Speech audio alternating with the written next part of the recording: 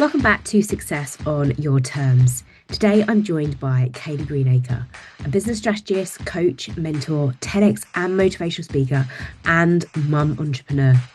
She supports female entrepreneurs in building, growing, and scaling their dream businesses by becoming the iconic leader in their industry that everybody wants to buy from.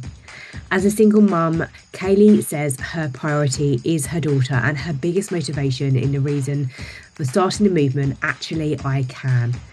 Kayleigh's mission is to positively impact millions of female entrepreneurs around the world to follow their dream and make it their reality, creating more freedom, success, and wealth. The stuff that we all dream of from our businesses. It's a great episode. Enjoy. Kayleigh, welcome to Success on Your Terms. I'm delighted to have you on because I was on yours the other week and I was like, it's such a great conversation, but we need to switch it back and find out more about you and who you help. Because I know you do some amazing work from what I've seen and what I know.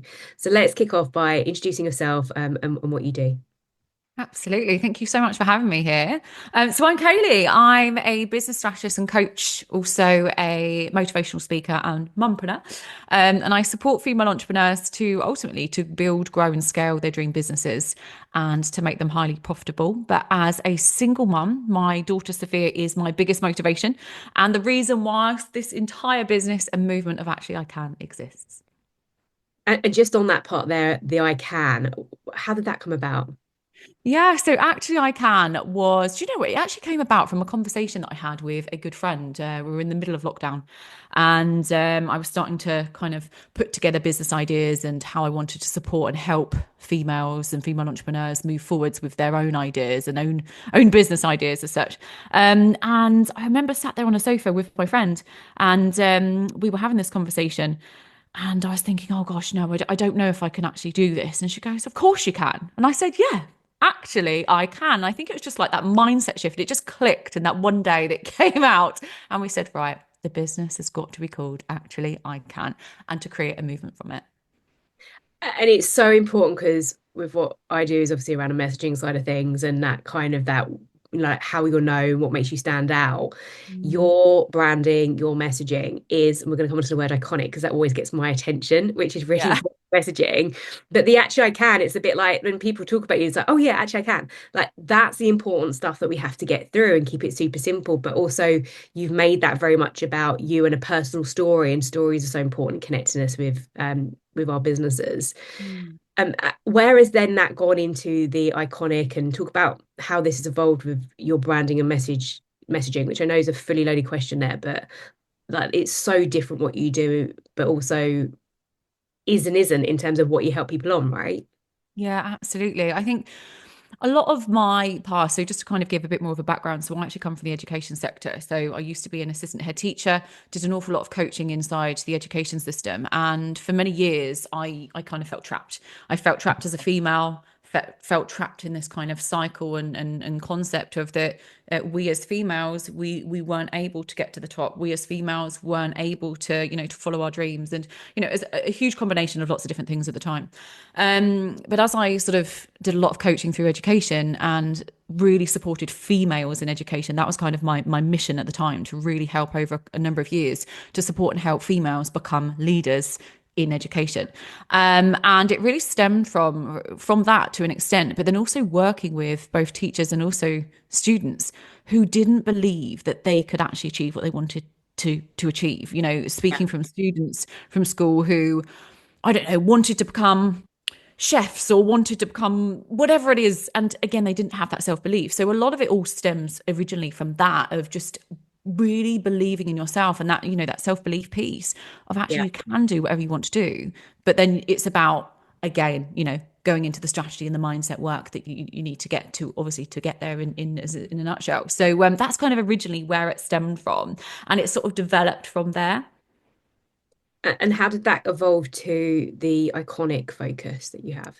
Yeah, so obviously with the self-belief piece and the self-mindset piece, and the more people that I've worked with over the last couple of years, I think an awful lot of it is confidence, and actually Yeah. confidence in in who they are. So utilizing their own story, their own passions, their visions, their values, their beliefs, their opinions, and actually bringing that to the table. I think in the online space there is, there's a lot of mixed messages, and Yeah. also there's a lot of emphasis and also a lot of pressure to put out content, to try to make yourself stand out. And I think one of the biggest lessons I learned is that you have to be yourself. That is the one thing that people will pay for from you or will buy from you, is actually working with you because of who you are, not being a carbon copy of someone else. So a lot of the work that I now do really does support people with, bringing out their own, authentic self, and using that as their superpower so that they can show their audience who they are, and therefore their audience can connect with them and then choose to work with them because of who they are, not necessarily exactly what they're posting.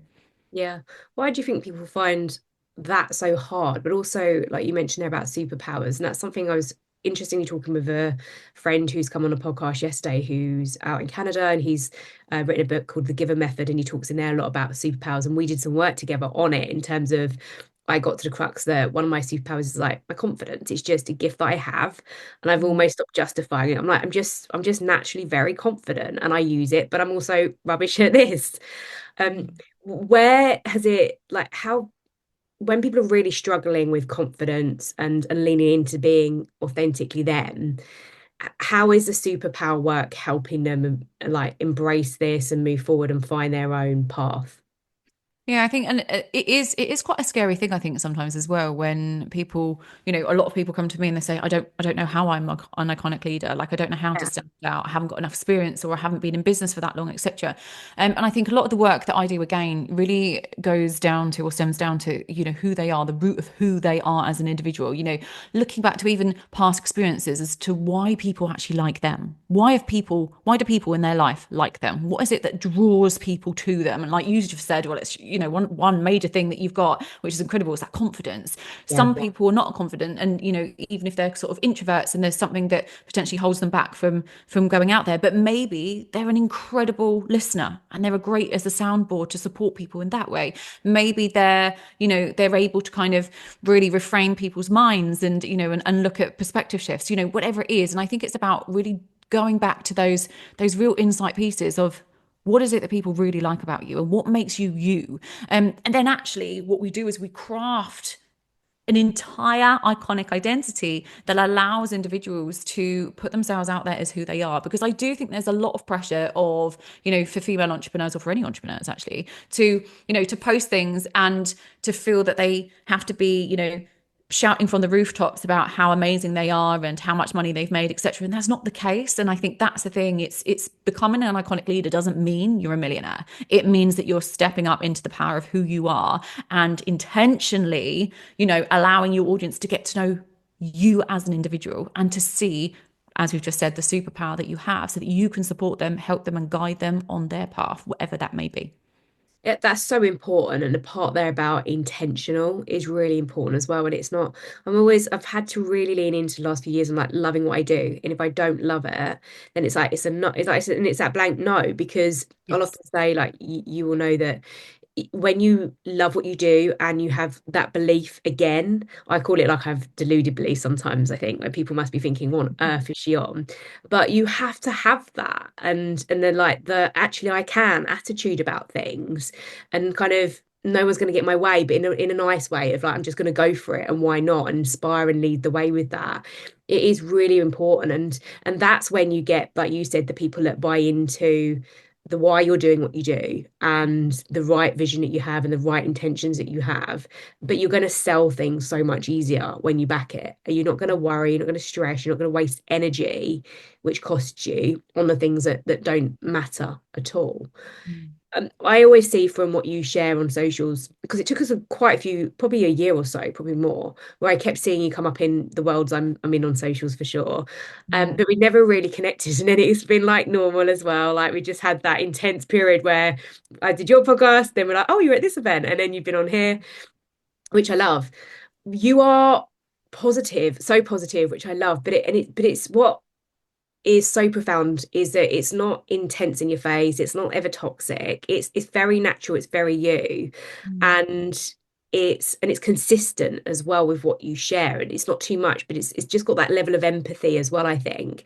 But then when I met you, again, that's just built off of that. It's the same. It wasn't like there was anything different about you. It was very natural. How Mm. can, if people are finding that kind of part hard in terms of coming onto socials and feeling they have to be, as we've said, that certain way or confident, how can they work on, again, just going back to looking at this is me and embracing that and having the confidence, because sometimes people find those types of event scenarios really Yeah. intimidating. How can they work on that? Yeah, I mean, just again to go back from my own experience, because I think it's always good and interesting for people to hear our perspectives and experiences and stories. But it's that was one of the things that I struggled with mostly when I actually started this business, even though I was quite confident in myself. But I was a little bit nervous of how to show up and how to get my message across. And I did genuinely believe that I had to be like my coach in order to be successful. That is my honest opinion of in year one of my business. I thought I had to show up like my coach, talk about the things that my coach is talking about, obviously within my own voice and things, but but do those things. And the reality is, I think at the end of the year one, I was like, what earth am I doing? Like, this is not me. This is not what I really want to lean into. And, I was selling my offers and doing all the things, but ultimately I wasn't being me. And I think it was a massive wake up call, again, linked back to everything that I taught in education of being you. So I think when it comes to sort of finding the confidence in yourself, the one thing that first thing that I would say to everyone is ignore what everyone else is doing. It is and can be very Yeah. toxic, but it also can be it can do an awful lot for us in terms of our mindsets to an extent where it pushes us the wrong way or drags us in in a different way. Like, this is your story, your journey, your pathway. And ultimately, if you want to show up in a certain way, do it and do it with confidence. And when we're talking about, how do we create that confidence? If you just think, there's different ways of doing this, isn't there? But sometimes, I say to my own clients, if, that quite often are quite nervous about going live. I said, just imagine yourself, you're just going on to have a chat with a friend, Yeah. or your mentor. If you've got a mentor, if you've got a friend, if you've got someone you trust in, confide in, etc. And just imagine you're going on, you're just having a chat with them and you're telling them about one topic, three things that they can take away from that. And then you're giving that little golden nugget piece, and then you're coming off the call and you can continue sitting, sipping a cup of coffee or whatever you're doing at the time. And I think it's just removing that fear, removing that kind of concept of, are people going to judge me? Are people going to reject me? Because again, it can be so damaging for our mindsets, and it will stop us from actually going out there and sharing with the world what we want to tell them. What do you see is one of the, you said there about like fear of judgment, fear of rejection. What is one of the biggest blockers you think people come up against right now? I think it's judgment. Rejection and judgment are actually very, very popular, but I think it's judgment. I think people are worried about what other people will say, especially with all of this iconic leadership pieces, which is what I support people with on a daily basis. When you're sharing your own perspective or opinion, I know you do this incredibly well, Natalie, but I think a lot of people do struggle with that because they're worried Yeah. about people judging them. And especially if you dive into something that, at the end of the day, you're giving your opinion on something, and it could be anything. It could be about a celebrity. It could be about what's going on in the world. It could be about your focus within your business. It could be about what people are doing on social media. It doesn't matter what it is, but sharing your opinion will Yeah. automatically position you and your authority to that next level. But if you're worried about what other people are going to say or think about, think about you, that's going to hold you back, and it's just going to not allow you to, to really stand out. And it is interesting. It is uncomfortable. No It matter is. what. And like those people that say it's not and everything, like it is. And that's why I always say to clients, like, this is your path to growth. And I've had a few people recently come on, and I'm known for a bit of tough love as well and an OBS, but they're like, I'm just overwhelmed. And I was like, sorry, it's like you're not coming to my calls underwhelmed. Let's just take this back a step, right? Like, overwhelm isn't a bad thing. We're caught up with what you think it is. But I said, when we strip it back, what's hard? What's the challenge here? Let's take that down and break it down step by step, because that's the key, and we can move forward. Um, and I did a lot of work last year, because even in your head, you think, oh, okay, I can do this. It is really hard. And it's like, it takes time. It takes work. It takes reflection. It takes questioning why you do that. Like, again, like you said, the stories that you used to have about yourself, the beliefs that you've had for many years, those will play a part. And I left the corporate world in a not a great place in terms of like lack of self-belief and everything, and had to really work on that and go back to foundations. And I remember I met Stephen Bartlett again last year, and I said, I'm doing this piece on messaging. Like, my mentor's seen it in me. I said, I kind of feel a bit like a fraud. I got, like, what do I put out? But I'm teaching people on it. And he said, like, what do you think on messaging? And he was like, you've got to piss people off. And I was like, okay. And then even then, I have used that and I've shared it as part as well. And I've done it in a way to say, like, Stephen Bartlett said, piss people off, because people will either like that or they don't. And lots of people have come to me saying, well, I don't like it when you say that. And I was like, I didn't say it, Stephen Bartlett said it. But I am also saying it, right? Yeah. So, but I am that you do have to break through the noise in that way and really stand for things if you take the essence of what he's saying there.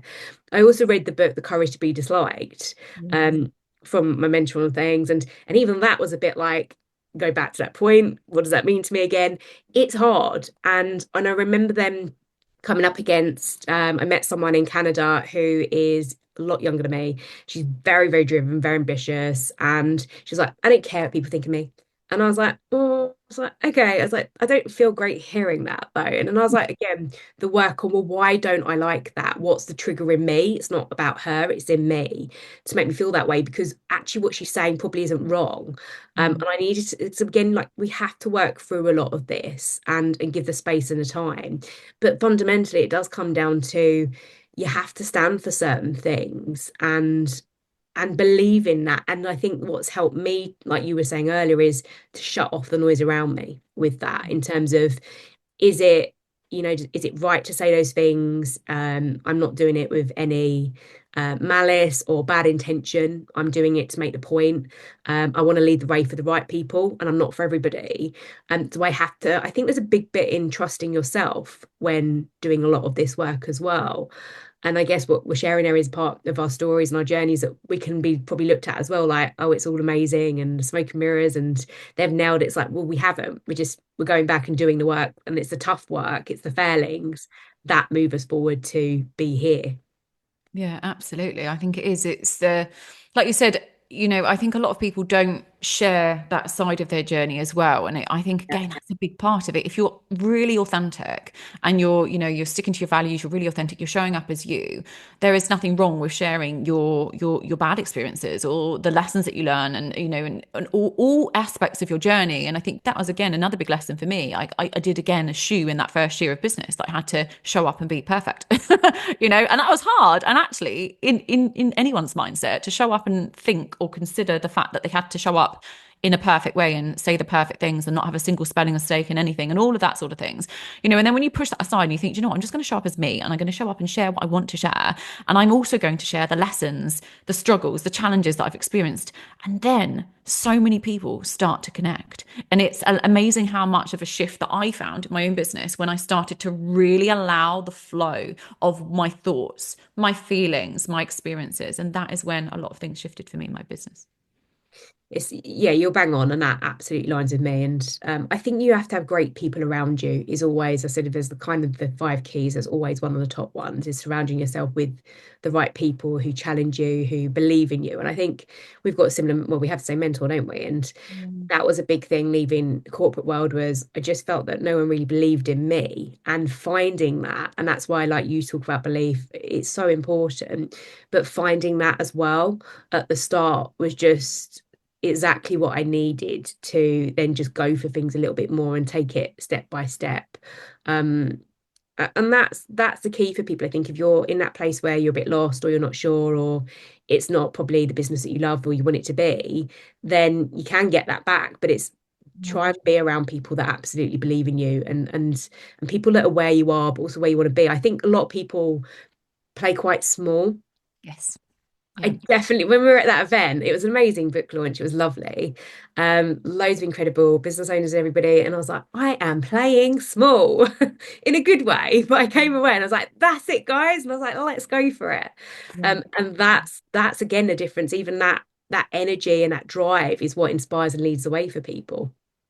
Yeah, I think it's fascinating what you say in regards to that and sort of the concept of playing small and actually going for it and being surrounded by or in rooms with people who are going to stretch, challenge you, or put you out your comfort zone. And I think another thing as well, on the entrepreneurial journey, when you look around, look at the people around you and ultimately and question yourself, are these people good for my support network? Are they good for, challenging me or pushing me? And that can link to, to your friends, to colleagues if you're still in employment whilst building your business, to your mentors, to your circles, if you're in masterminds, memberships, whatever it is, the people around you.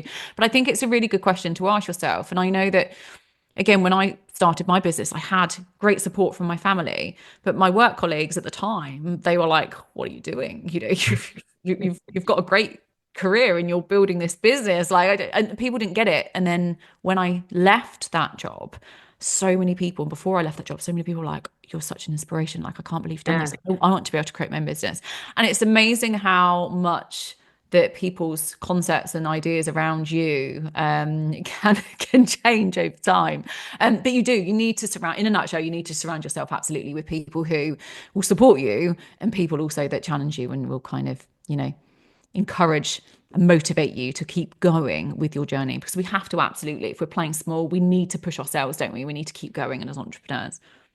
And I think we hold ourselves back in what we can achieve. And like you just again doing that journey of, oh, actually I can, and why can't I do that? And that's where all of this again takes the time. It's this work. And it's when I was just thinking about when again that person in Canada, and she was like, I don't care. And I was like, I looked at her, I was like, why am I being triggered as well? And I realized like her life isn't what I want. And I had to be careful on that. And that was a check-in of, like, it was an incredible event. And I just felt really deflated in the evening. And I was like, I can't believe this. But actually, I was like, but why do I feel that way again? And then it's that point of anybody that I see when I ever go into comparison mode, which we can all do all the time. And often I'll do it at the gym as well. I try and stay in my lane, but I'm like, oh, okay, their muscles are better than mine at the minute. Oh, they've got abs and I need to work harder. But you do have to think around like her lifestyle and what she's got isn't what I want. And therefore it's impossible to ever compare. And I did a couple of, well, I tried to go live as many times as possible in January this year to prove the point about visibility as well with clients. But comparison, I did a piece on that one evening, and oh, like that got engagement of focus and people coming out of the woodwork, and it's a big thing. And you have to stop it, like you said, you just have to stay in your own lane because it's not going to serve you and help you, and it will hold you back. Mm. It's so important. What do you think the landscape is looking like for businesses this year, and what's changing? It's a really interesting question, actually, because again, I've been reading lots of other people's posts and perspectives in terms Yeah, of how, again, the landscape's going to change, or what their predictions are for this year. I think for me, based on how things have changed in the last couple of years, again, out with the old and in with the new, to the, in the same concept of, looking at how you can be creative and, innovative with your ideas. I think, the way that content was done last year, it's great, but things are shifting, things are changing. People need to, more than ever so before, and you've just mentioned the word, but get visible, yeah, be seen, but again, authentically as them, because there is so much noise and there's so many people in the online space. And a massive congratulations to everyone who has a business right now, because yeah, it is incredibly competitive. It is very noisy and busy out there. But I do think two key things that I think are really, really important this year is number one, visibility, which we've just mentioned, yeah. really standing out and getting as visible as possible. And also, again, just being that real authentic leader that you are, again, the iconic step into this, just really thinking about how you're showing up and the key messages you want to get across to your audience, not worrying about what everyone else is saying. This is about you. One thing I do see you do really well, and it'd be interesting to see how you've gone about this process as well and do it and then share it with clients, is you had the ability to share personal life and business very well in terms of there'll be things you don't share, there'll be things you do, but we can get that again in that, like, I know and into your world and everything. And that's where you get the, again, like you said, you're not untouchable, it's relatable, it resonates. If people are struggling with that, because I know this would add value for people listening around how can they share parts of their personal life and make it interesting and appealing, what would you share? Yeah, so something that I always recommend to my clients is almost imagine that your experience, whether you look at your entire life or you look at over the last couple of years, your experience is basically a book, or a film, depends on what you prefer. And when we break down the narrative, so we break down the narrative for the book or the film, you break it up into segments. So whether that's chapters, whether that's parts or pieces. And the idea is that, you can quite simply utilize those chapters or those elements of your narrative and bring elements of that into the focus that you're sharing. So whether that's content, whether it's your emails, whether it's on a podcast. And you can do this very, very naturally. And I think it's a case of just quite simply mapping it out on a piece of paper or on your Yeah. computer and seeing like, what are the key experiences that I have experienced that my audience will get value from? And again, when, my clients do this, it's incredible with how many things they think, oh gosh, actually, yeah, I remember overcoming that. And that links to what I'm talking about here. And it's quite a nice piece of work to do as well, because it allows you to really root your own experiences into what you're teaching and the transformation you're providing for your clients. So it's an incredible way to do it. So that's one thing that I would recommend doing. And then don't be afraid to do it. One of the things that a lot of people connected with me in the early days on was the transition from work into Yeah. entrepreneurship and actually building whilst being in work. And then the other piece of it was the mum entrepreneur journey. So there was kind of two sides that, again, I continued to bring in, and I still do, because it's that element, or those two elements, should I say, that a lot of people resonate with. So again, thinking about things that other people can resonate with, especially your ideal clients, but also your community, those in your audience who are quite simply interested in who you are. And I know, in regards to messaging, and I know you're an incredible expert at messaging as well, but you've got your primary and you've got your secondary messaging. So again, it's diving into, what your primary is, you talk about that all day long, but what are your secondary pieces of messaging that you could kind of weave in and talk about that's going to allow people to connect with you? Who would play Kayleigh in that movie? Yeah. Who would be your celeb you'd like? Oh gosh, I don't even know. Who would it be? I No, always it'd be myself, because it's authentically me. very good. As me, I'm like Natalie Portman, this person, Reese Witherspoon, like a Legally Blonde moment. Love that. It's a great conversation, and I do genuinely love what you do and seeing it. And I think what's important to note here is like the outcome and what we can do is similar, but we're doing our own thing, and that's important to share with people. It isn't about always being competitive, and I still think there's a lot of undercurrent of that out there. And it doesn't have to be. And it like people are at different points, different journeys. I've got an amazing client right now who's doing a lot of branding, and a lot of my clients have worked with her as well, because it just helps them in a different way. And again, sticking to what you do is so important. It's like I do this, no, I don't do that. And just helping people on the journey and taking people with you. I think that's really key. And that's where I'm big when I get onto the podcast with wanting people on who share those values. It's really important. You definitely absolutely share that as well. What's exciting coming up for you this year, and then share where people can connect with you. So this year, it's a very busy year, very, very busy year. But one thing that's really, really exciting is I've got a documentary coming out, which is called Actually I Can, believe it or not. And it is all to do with the self-belief piece. And that will be available to everyone, hopefully, fingers crossed, on Amazon, but also available to everyone. So absolutely keep your eyes peeled for that, because again, if you're struggling with your self-belief, that is going to be the documentary to watch. But in terms of finding me, one of the best places is Instagram, just literally at Kayleigh Greenacre. Come and say hello, and yeah, I will obviously love to connect with more people. Incredible. Thank you so much for your time. Thank you. I hope this conversation has challenged you, inspired you, and given you something to think about. The biggest lessons come from taking action. So if something resonated with you, don't just listen, make sure you apply it. If you enjoyed this, make sure you hit the follow and leave a review. It really helps me to reach more people who need to hear these conversations. And if you want to continue the discussion, drop me a message on Instagram or LinkedIn, because I love to hear from you. Until next time, keep focused, keep driving what you do, and getting your messaging out to this world.